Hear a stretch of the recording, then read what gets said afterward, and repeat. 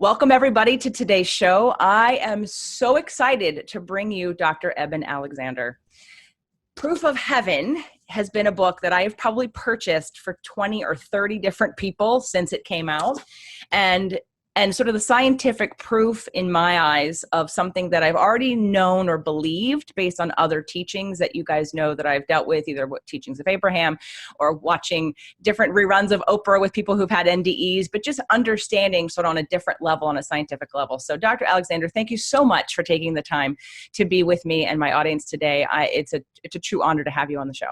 Well, JJ, thanks so much for having me. It's a real joy to be here with you today. Now, I know that the latest book, Living in a Mindful Universe, I've been listening to this. I have it, but because of travel and some death in the family and just sort of chaos on my end for the last month, I've been listening to the audiobook, and I'm not completely finished with it. I'm on about chapter 11 or 12, I think. And I have to say what's really fascinating is, obviously, you're a neurosurgeon, and I want to go back.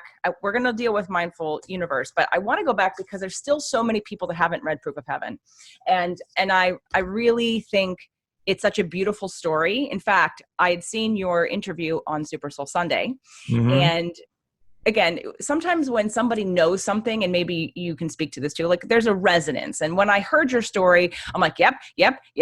And then I was sort of, I believed it. I loved it. I recommended the book before I had read it. And then one of the therapists that I had been working with doing some EMDR, she said, "Did you read the book?" I said, "I didn't. I saw the show."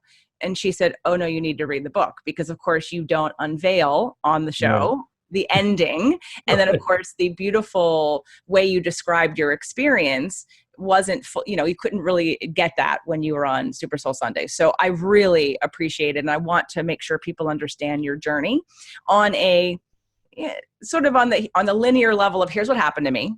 But I want to take it a step deeper than I think maybe you've talked about before. I haven't watched all of your interviews, but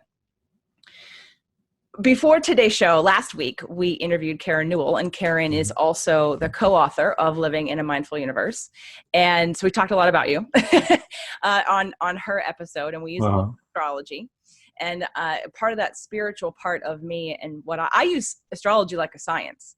I use astrology to explain energy patterns of how maybe you look at the world, how you interpret information, how you may see things. And I'll tell you, and it's, when I heard your story, and again, we're going to go over your story, but when I heard your story, I thought to myself, that is the perfect law of attraction story.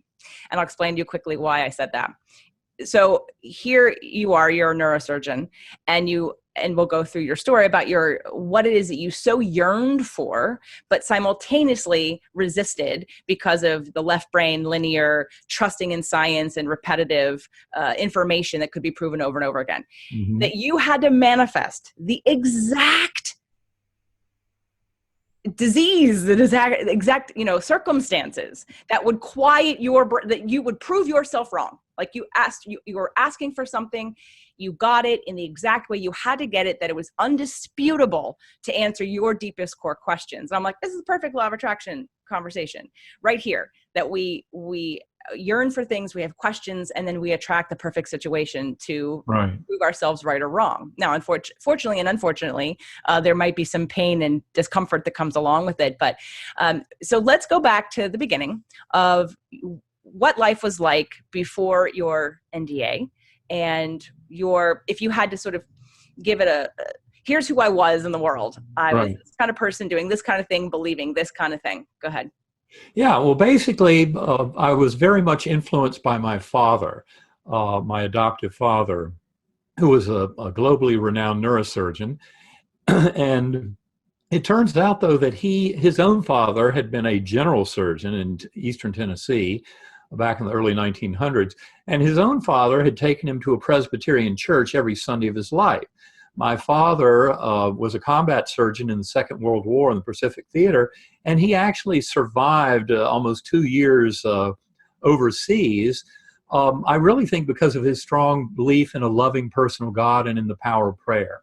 And so when he came back to the United States, he headed up a neurosurgical training program. So he was very scientific. Absolutely, he was deeply into cosmology and physics.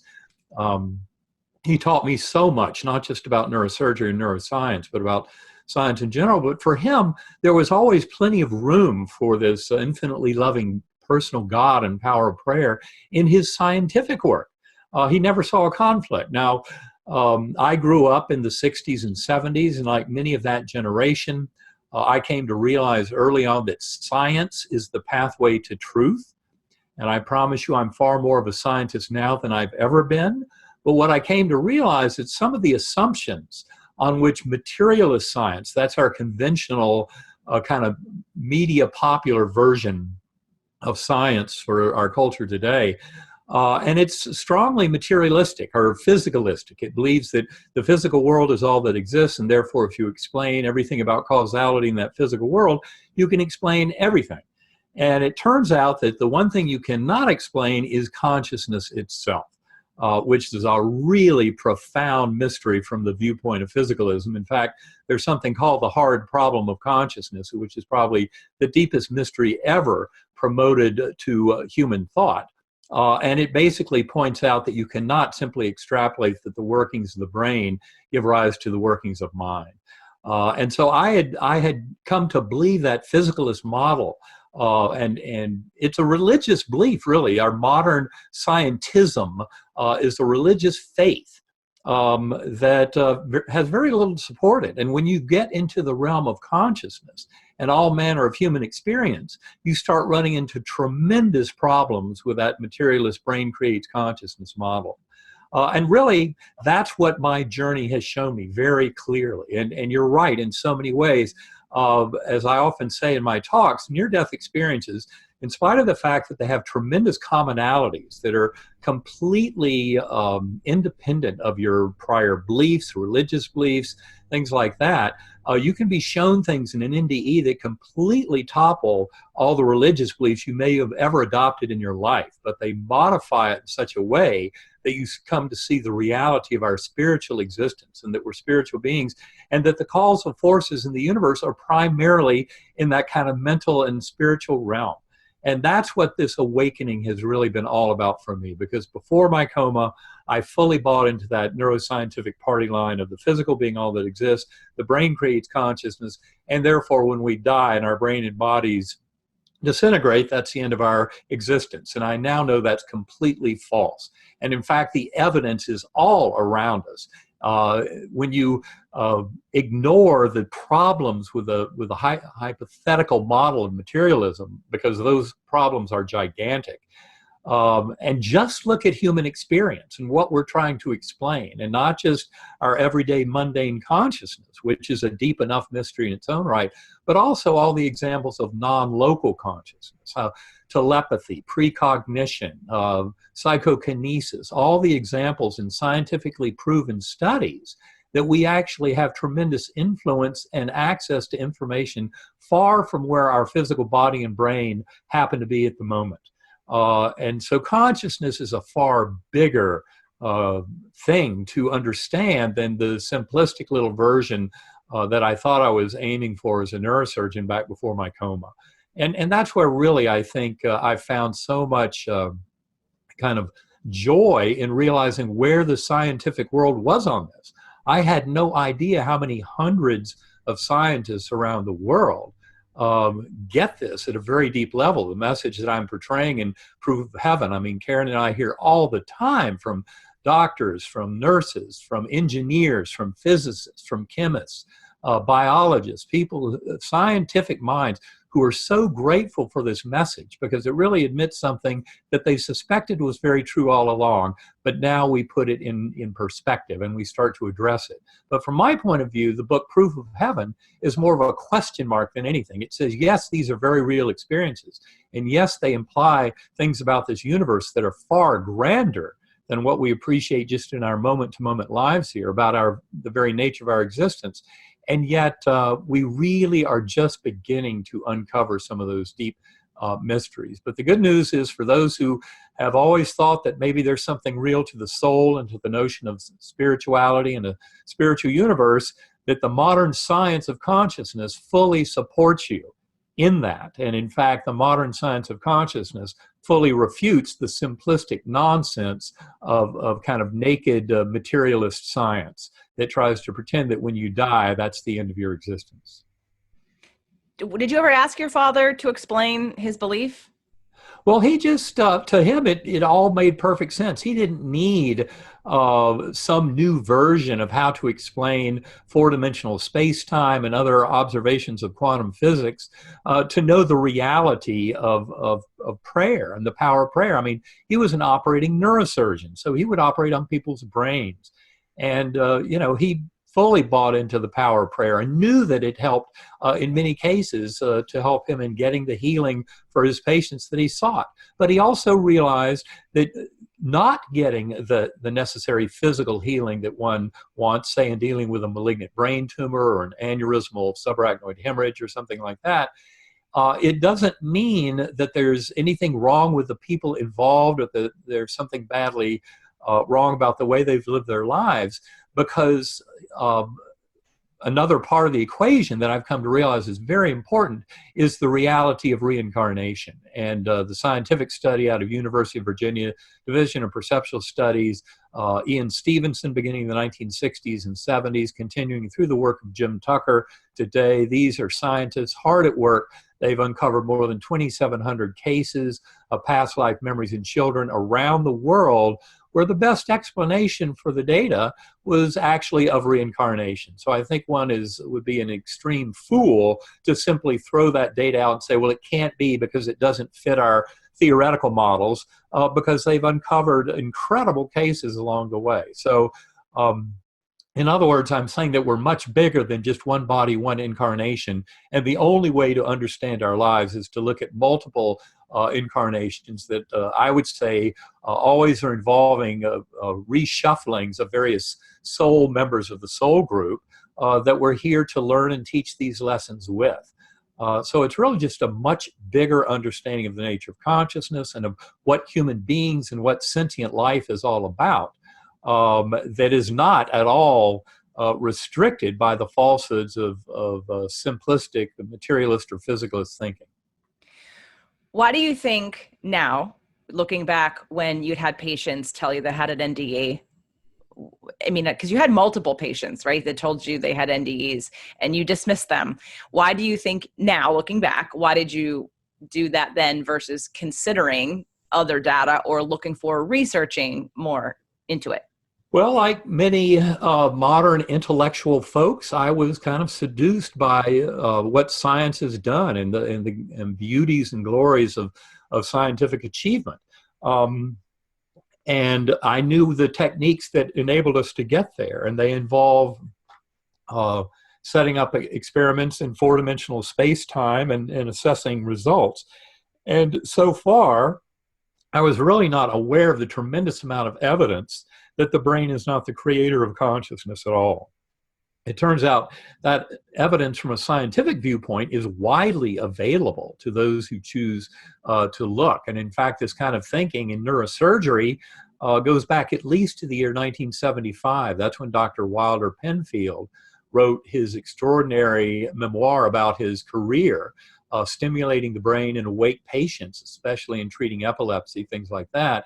But in his book, The Mystery of the Mind, published in 1975, he makes it clear as can be, repeatedly stating over and over again that you cannot explain the workings of mind through the workings of the physical brain. And he makes it very clear that you need something else, that there is something about the spiritual, something about consciousness that rises above the simplistic nature of the brain and the physical body, that's very real and that you can demonstrate scientifically. I mean, the scientific method can be used to demonstrate all of this. It's something we go into in Living in a Mindful Universe about modern psychedelic drug studies, which completely defy that materialist model of brain creates consciousness, because in repeated studies done around the world on people under the influence of psychedelic drugs like psilocybin, LSD, dimethyltryptamine, the active principle in ayahuasca, and other such substances, that the brain seems to go offline. Use functional MRI or magnetoencephalography, and the most profound experiences that people have under the influence of those drugs show the brain going dark. No region gets more active. And yet they have phenomenological experiences that are so shocking and novel, they can change their lives. There's tremendous work going on now looking at psilocybin in particular to treat fear of death in cancer patients, to treat very severe cases of alcoholism and addiction, especially the tough ones like opiates and nicotine addiction, and finding that one dose of psilocybin can be very effective for 6 to 12 months. I mean, it's astronomically important what's going on here. And I would say that these are examples of what I would call spiritual healing. They're a way of connecting with higher soul and kind of seeing our life mission in a different and more complete version that allows us to grow and teach and really follow the will of our higher soul. I mean, you can have all kinds of debates in this discussion about the nature of free will, and you can make lots of arguments, as materialist scientists try to do, that there's no such thing as free will. What they believe, of course, is that if it's all just chemical reactions in the brain giving an illusion of consciousness, then consciousness is nothing more than this confusing epiphenomenon of those chemical reactions and electron fluxes in the brain of things all following the laws of physics, chemistry, and biology. So where would you possibly inject free will? Well, free will comes in very powerfully when you realize that we live in a mental universe and that mind influences matter. I mean, in Living in a Mindful Universe, we go into great detail about mind over matter in this universe as it's proven to us. And one of the strongest examples, of course, is in modern medicine. We have 6 decades of experience of looking at placebo effect. That is just the fact that if you give somebody a sugar pill and tell them it can make them better, that in about 30% of cases, depending on what you're dealing with, that's enough. And it's not just about headache and hip pain, but if you go, for example, to the Institute of Noetic Sciences website and put in a local search there for spontaneous regression, you'll find a book on more than 3,500 cases of spontaneous healing of advanced tumors, of terrific infections, of congenital deformities, degenerative diseases, etc., healed because a patient believed they were doing something that could make them better.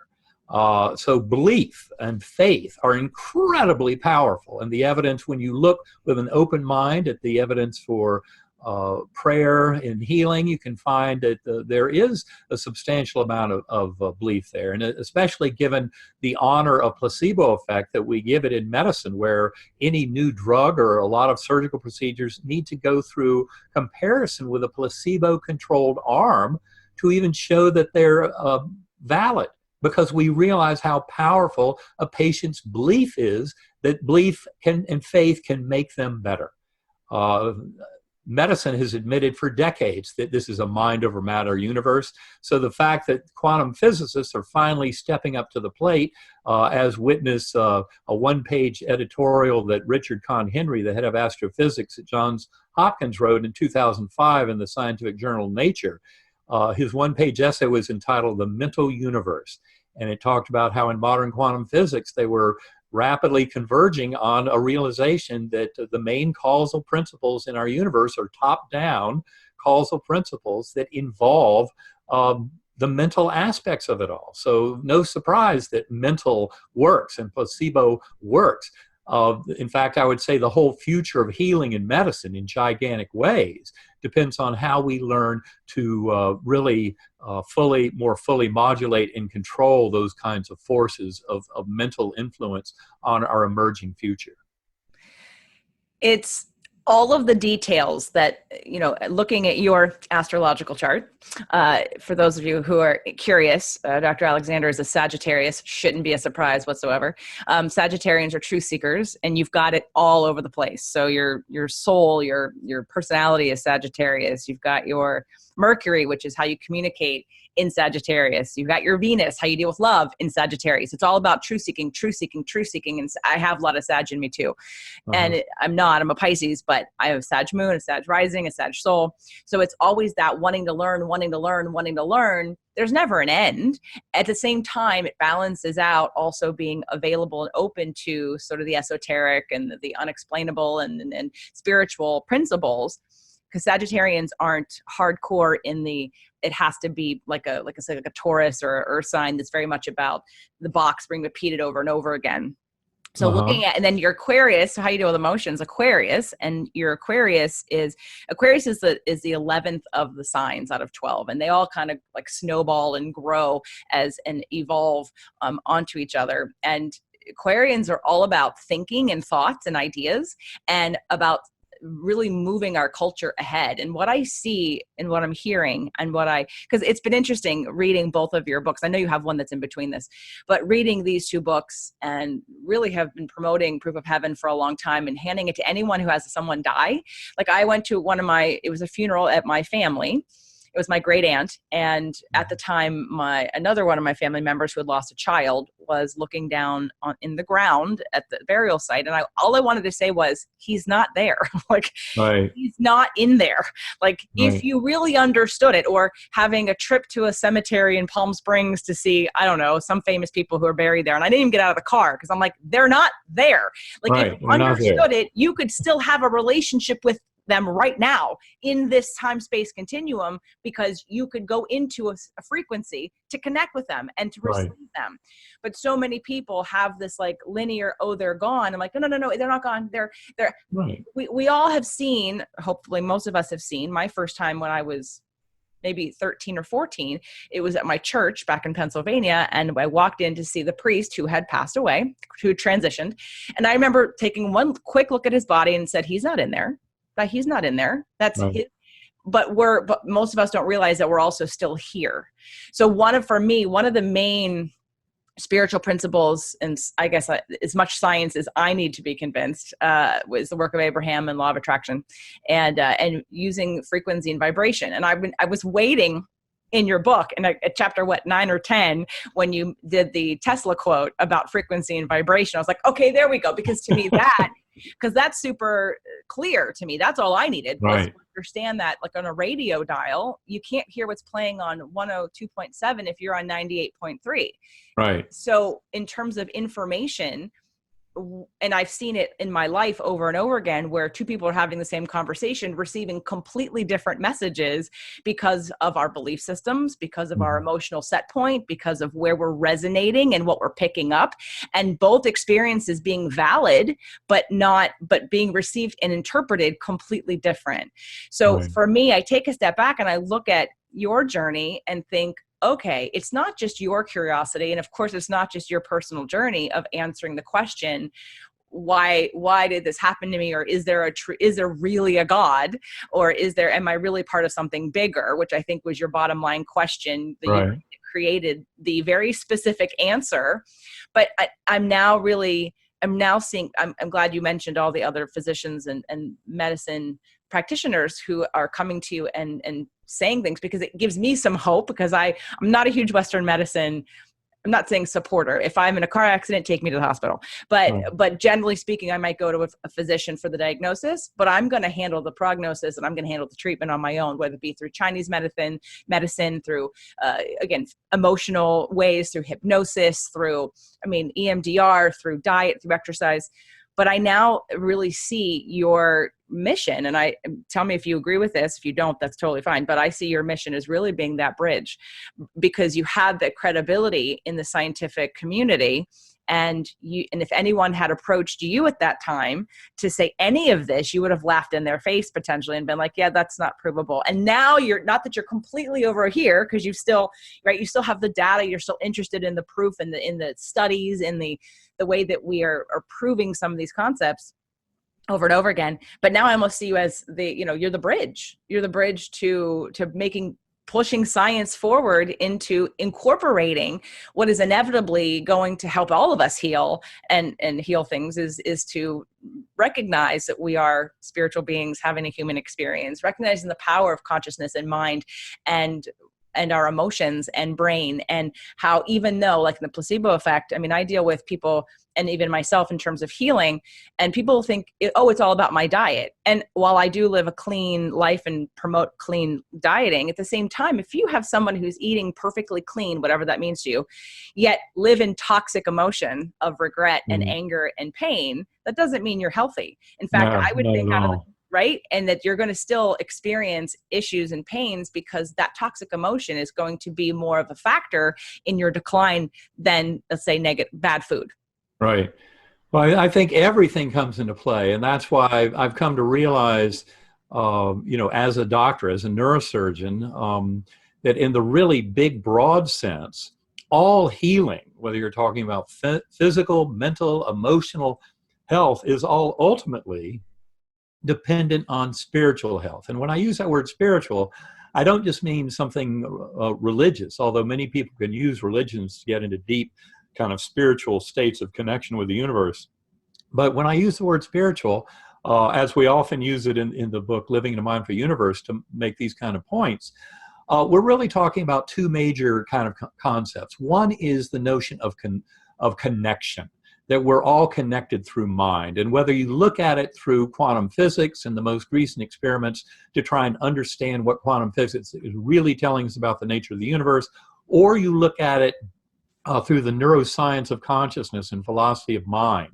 And there you run head on into what's known as the hard problem of consciousness, I mentioned a little while ago, which are the tremendous range of explanatory gaps that show you cannot simply connect the dots of activity in the brain and fully extrapolate a phenomenal experience. You cannot fully explain mind based on all the workings of brain. And so all of these things are really leading in the same direction, whether it's from the quantum physics or the neuroscience, and that is really showing the primacy of consciousness in the universe. In other words, the brain is not creating consciousness de novo out of the physical constituents in a 3.5-pound gelatinous mass sitting in a warm, dark bath inside my skull, but in fact, mind is creating all of this emergent reality, and that includes the image of my brain and body as kind of the external appearance of what my consciousness looks like from the inside.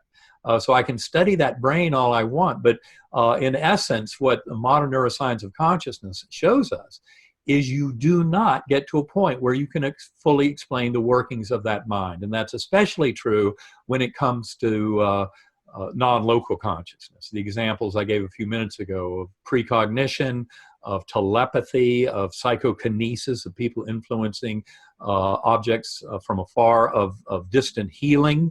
There are people around this world who have gained a tremendous amount of experience in healing other people from a distance, things like that, and having influence. And of course, any of us can pray for loved ones at a distance and often can have quite an influence on that kind of outcome. So all of this notion of information access and also influencing the information state of affairs with our emerging reality at a distance is all stuff that's been being studied scientifically. And of course, we go into a lot of that in Living in a Mindful Universe, really try and connect all of those dots. There are certainly other scientific books that get at this. For those interested in the modern medical science, look at NDEs. I would recommend John C. Hagen III's book, The Science of Near-Death Experiences, and that came out about 2 years ago. It's a very good book on that topic and goes a far way towards the scientific statement about the spiritual nature of these. Because if you keep trying to force it all into a materialist mindset, it makes no sense and you can't explain any of it. You really need that bigger theater of operations, and that's why I think that book's important. There's another book, The Self Does Not Die, which is more than 100 cases of veridical perception from the NDE literature. And you read these kind of books and you realize the scientific study of all of this is very far advanced. And it's only through willful ignorance that one can really just reject it all. But I was willfully ignorant before my coma. And if it had been portrayed to me the way it's portrayed in Living in a Mindful Universe, yeah, I would have gotten it, because the science is now lining up perfectly. But you do have to to look at it. You have to pay some attention to it. And that's where I think the modern scientific world is really stepping up to the plate. People often ask me, well, what do your skeptical medical colleagues think about all this? Well, truth be told, most of my colleagues realize, oh my gosh, now we're actually going to make some progress on this. And that's where it's really headed now. And that's important progress, because the kind of false message of scientific materialism, which is the sense of separation, that we're all falsely believed to be separate from each other. And in this kind of battle of competition, where an improper interpretation of Darwinian evolution leads us to believe that only competition rules the way this world works. Whereas most biologists today would tell you that's not true at all, that in biology you find that cooperation and collaboration, both between members of a species and between species, is what leads to true success in the biological world. So we've completely misinterpreted things, and that notion of spirituality, in the way I use that word, is one of the connectedness of mind, that we're all basically sharing the dreams of the one mind. So that's one important concept. But the other is that there is meaning and purpose to our existence.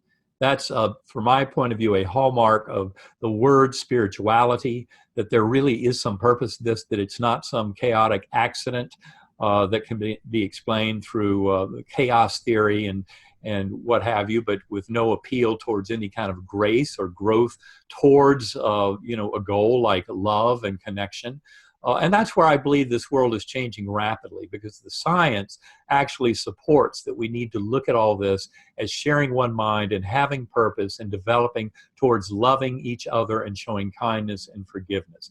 That's why this awakening that's coming from NDEs and from modern consciousness studies is so crucial to this world today, because the modern politics of division and polarization have fooled us into believing that scientific materialism is true, and that we're all separate objects in this wild competitive fight to succeed against all odds. And that's not the way it really works.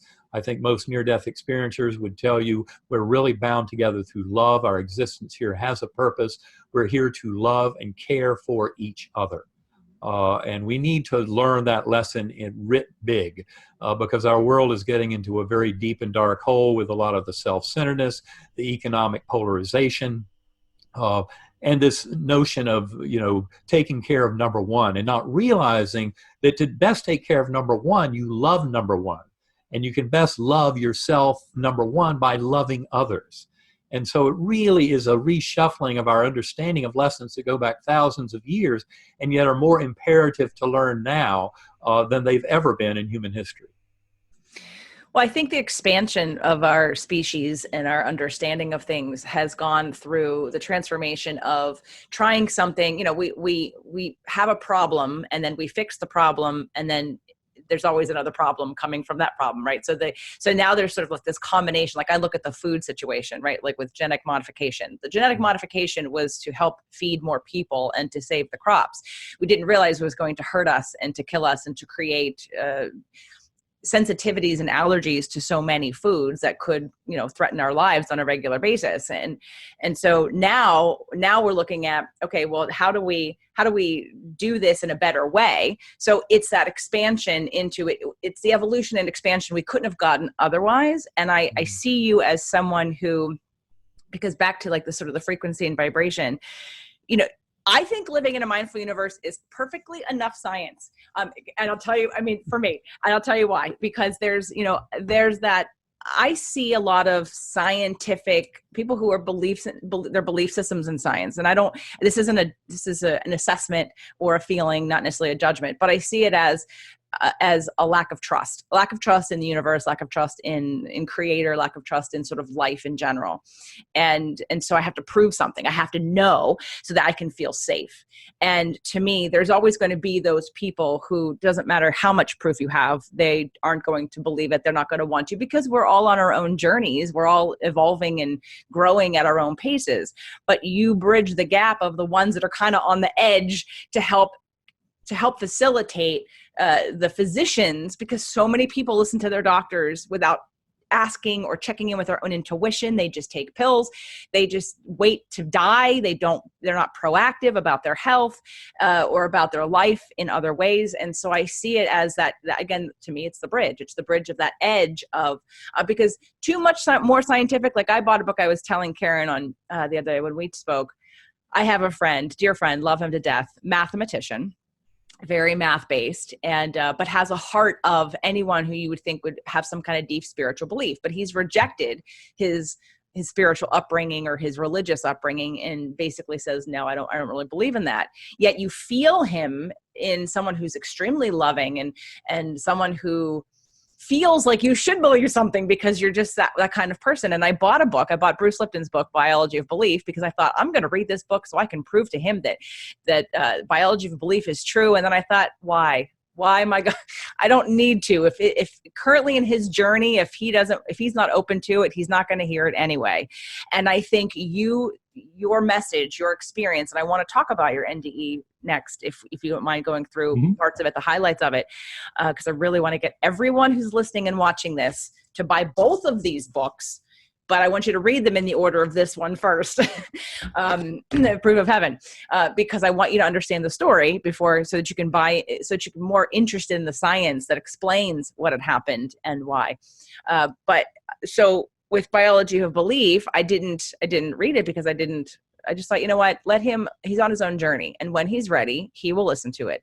And for me, you represent, again, the like, I think your higher calling, it was to have this experience to bridge that gap between the people who were lack of trust or the ones who were, because you still have, I read in the book about your colleague who had with the radio going off, and then he wrote the paper and you said, oh, I'm so happy you wrote the paper. Then however long later you saw him again, he's like, no, that was wrong, because he was unwilling to go against his community or to be like vulnerable to something he couldn't explain. And to me, that's a lack of trust.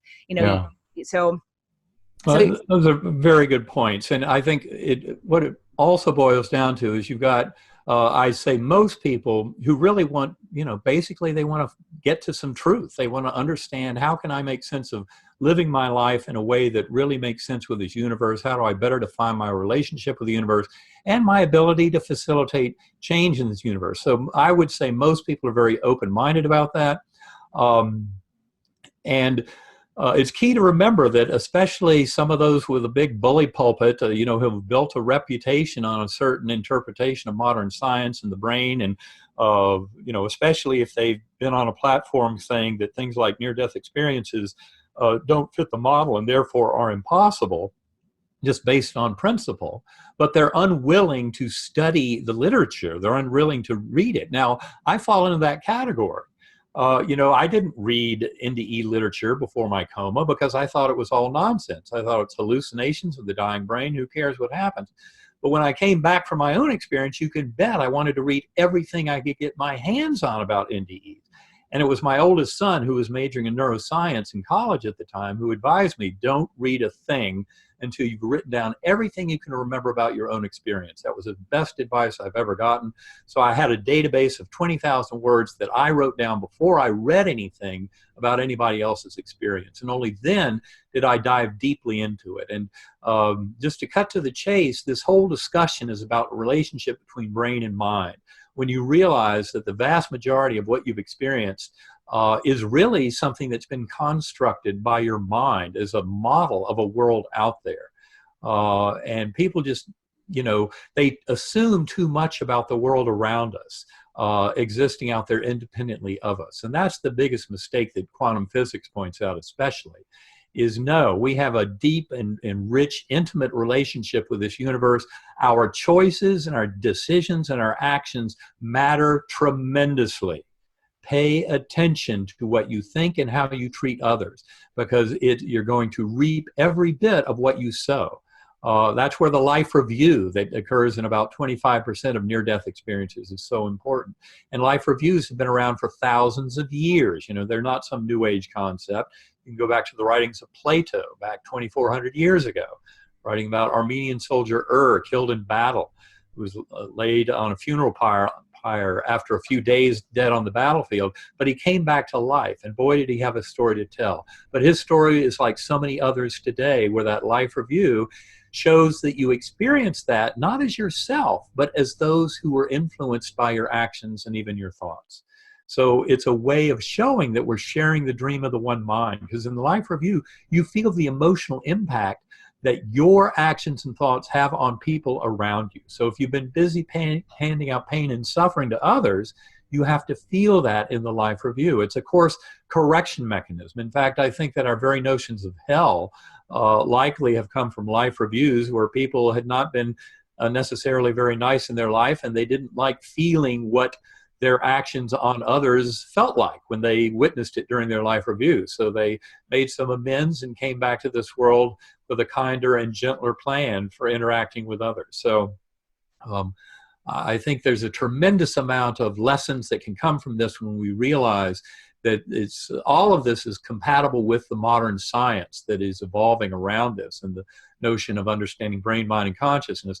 But the first thing you reject, if you're a truly open-minded skeptic about that relationship between brain and mind, when you know all of these possibilities, the one most ridiculous position is that of pure materialism, that somehow you're expecting the physical workings of the brain to explain every bit of phenomenal experience. That's the part that you throw out as hopelessly lost.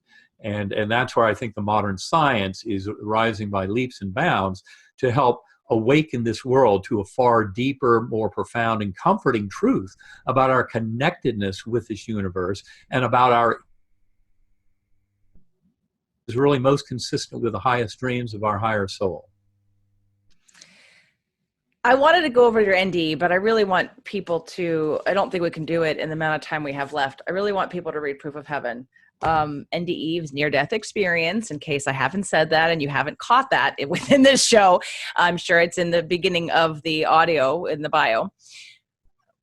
Let's talk about life now and how life, like your biggest life changes. Obviously, what you're studying has shifted, right? What you were studying before, which is what you're studying now. I feel like your passion's probably similar. Maybe you have more passion now because you feel you've been awakened, and before you were a little less conscious, if you will, about these other aspects of life, and now you're super conscious, highly conscious. But let's talk about like the day-to-day aspects, or your what you think your purpose is on life, or your mission, or your practices, or your habits. What's changed since your NDE? I would say one thing that is probably the clearest is just kind of the way I see this world as I look out on it and see all these sentient beings living their lives and doing their best to try and learn and teach, but doing it in this kind of ignorance of programmed forgetting. We come into these lives, and as those people who study past life memories in children will tell you, you have to ask the children the questions before age 5 or 6, because after that, those memories get covered over. And it's very normal in children for them to have a live, very vivid memories of past existence. In fact, I recently saw a very interesting paper that looked at transgender people. This was work that had come out of University of Virginia, Jim Tucker and others, but showed a very high kind of level, I don't remember the exact numbers, but a very high level of people who were transgender going to, an opposite sex from what they were born from, having past life memories of that opposite sex. So they had actually lived life experience of that opposite sex, and now in this lifetime, for whatever reason, were feeling like they would be more natural in that other sex, maybe because of some of the experiences they had during that other lifetime or what have you. But I thought it was fascinating that Jim Tucker was able to discern this kind of pattern in people who selected a transgender lifestyle. But it really kind of follows the pattern of all of transpersonal psychology, depth psychology, and the various notions of the only way to explain a lot of the dealings in my life right now is to acknowledge that I've lived previous lifetimes, and that, if you will, there's kind of a karmic debt. There are lessons, there are residual lessons still to be learned in some of those previous lifetimes where I might not have properly made amends for, victimizing someone else. I might have to come back as a lifetime where I am the victim for that particular perpetration. You know, all these kind of things make it more obvious. But if you follow the work of Stan Groff and Brian Weiss and Michael Newton and others, very brave, you know, clinical investigators who recognized that the models we have did not work. They needed bigger models to explain things. And those bigger models include multiple lifetimes. And this was presented to me in my near-death experience in several different ways, even though I did not have a life review for Eben Alexander because of my amnesia. You know, that's an important quality of my own near-death experience. It's unusual. Most people don't have that. But it became very clear to me in the months and years after my coma why I had to have that kind of amnesic setting. And it has to do with that beautiful revelation at the end of Proof of Heaven about the identity of that guardian angel on the butterfly wing. And also revelations that I make in Living in a Mindful Universe about encountering my father in meditation. Because probably another big change to my life is I meditate an hour or two a day. I've come to realize there's tremendous power from going within and exploring consciousness. And once you realize that your brain is not the producer of consciousness, so your mind is not just some little closeted version of self-awareness that's locked away independent from the rest of the universe, but in fact going into your mind when you realize the brain is more of a filter for primordial consciousness is a way of traversing that filter and getting out into those spiritual realms. So going within is actually a way to go out into the universe, develop that relationship with higher soul and with that God force, with that creative force of pure love at the core of all creation. That's been a guiding force for many spiritual journeyers, prophets, mystics over thousands of years. I would say it's the basis of all of our religions, our journeys to that very same spiritual space. And yet, each and every one of us can do this on our own as a sentient being. More power to you if you can get to this through religion. I would say the only values religions bring to this are the power for great spirituality when they maintain a sense of connection, of love and kindness and compassion for all fellow beings. As soon as a religion starts to strip away and pretend it's the only source of wisdom and they're better than the other religions and they'll even hurt or kill others who don't believe like they do, obviously that religion has gone way off the rails and has nothing to do with the original teachings of the prophets of compassion, of love, and of mercy. And these are concepts that whether you're looking at Buddha or Christ, Muhammad, what have you, they all had these messages of pure love and connection between us all. And the more any modern religion can foster on that and also on going within, on meditation and prayer for connecting with that loving force and bringing it back to this world, that's the kind of change that I've seen in my life that's been so valuable, has helped me truly get in touch with who I am, where this is all going, and how I can make far better sense of my life is through this daily practice of meditation. And for that, of course, is I'm sure Karen hinted it to you, I use sacred acoustics, differential frequency brain entrainment, which is extremely powerful. The main reason, to cut to the chase, is that it's sounds that influence your lower brainstem, a circuit that arose more than 300 million years ago, as opposed to most sounds that we hear. And of course, people have used sounds for thousands of years to get into transcendental states of conscious awareness, but most of that sound is processed in the neocortex and the temporal lobes and the acoustic cortex. And that's why I believe sacred acoustics is so powerful at liberating conscious awareness, is they're using differential frequency brain entrainment that gets at consciousness at this very primitive and ancient level.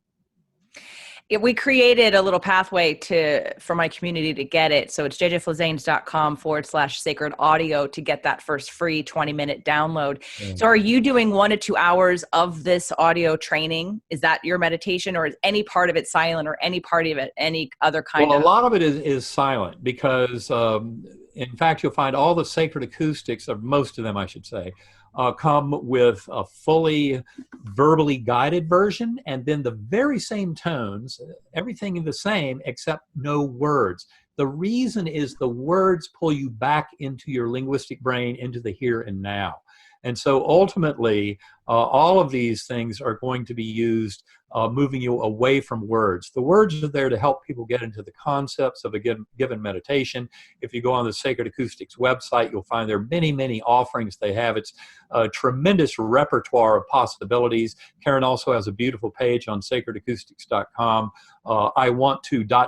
and then whatever you want to do, whether you're into healing or you want to get into astral projection, or you want to encounter souls of departed loved ones, or you want guidance in your current life, you want to enrich your relationship with your higher soul. All these are possibilities, and there are various different sacred acoustics pathways to them, but they all involve start with verbal guidance and then graduating on to nonverbal when you can really go deep.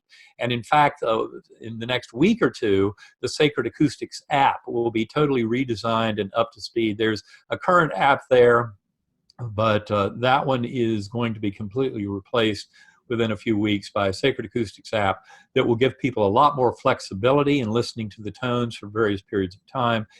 We have other concepts of how that kind of guidance from within can be utilized within the app, but I think Sacred Acoustics is a very powerful go-to site if you want to get into some deep tools for transcendental states of conscious awareness and really take control of your life by manifesting the free will of your higher soul. That's what this kind of program really involves. We're going to be promoting it and talking about it. I used it twice yesterday. And so I'm looking forward to doing more experimentation with it and checking out more of the offerings. And and I think you've said it multiple times throughout this interview, but if you had to say your mission now, is it in bringing connectedness into taking anyone out there, where you were before was you were in a healing modality of helping people in one specific lane of Western medicine, of neurosurgery. Now you're way out, you're expanded beyond that.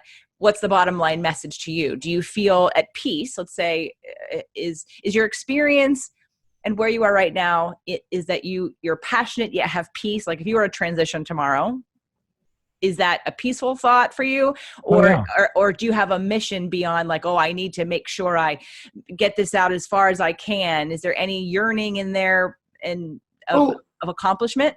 I must say, I've certainly come to have a much bigger vision of why I'm living this life. Now, that also means that all of those 54 years before my coma were very important years. I was not on a wrong pathway. I was on absolutely the right pathway, but that pathway has shifted somewhat. Mm-hmm.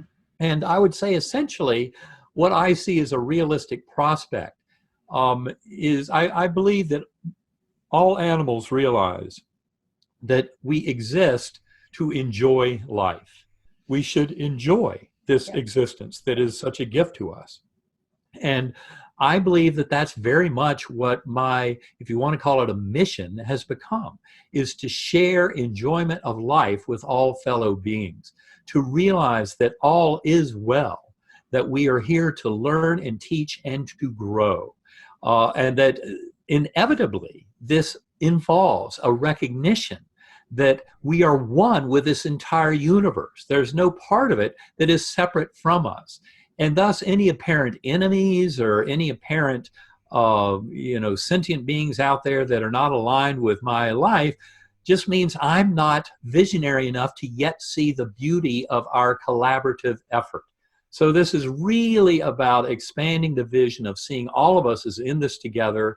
We're here to take care of the least, the last, and the lost. This is all about kindness and compassion and love. And the best way to manifest love of the universe for self is to share and serve as a conduit of that love with all fellow beings. The more I can share that message, show how much healing, true wholeness comes from this kind of mindset and from taking this practice of meditation and living a life where we're really trying to help others as much as we can to bring peace and harmony to this world. That's basically what I see now is a reason for taking that next breath, and then the one after that, and after that. It really I don't need some much bigger purpose than that. But it really is about trying to bring some peace, harmony, and love to this world. Is there a bigger purpose? I mean, really, isn't everything we do in search of peace or joy or connection or love or safety? I mean, isn't having a job so you can pay your bills, so you can have a house, so you think you can feel good? I mean, it really, to me, it's all, the bottom line is we all want to feel good. And whatever we do, we're searching for a way to do that, whether it's through Right. safety or connection or receiving love or accolation from others, being, being seen, being heard. It all boils down to that. So I don't think there is a bigger mission. I could keep you here all day if you'd let me. I haven't even asked you the other questions. I mean, we did talk, actually, I circled 2 questions and we did kind of answer them. The scientific evidence for reincarnation, and as a physician, how do you see the future of healing? And I didn't even ask those questions, but we Right. You didn't have to. right. Natural.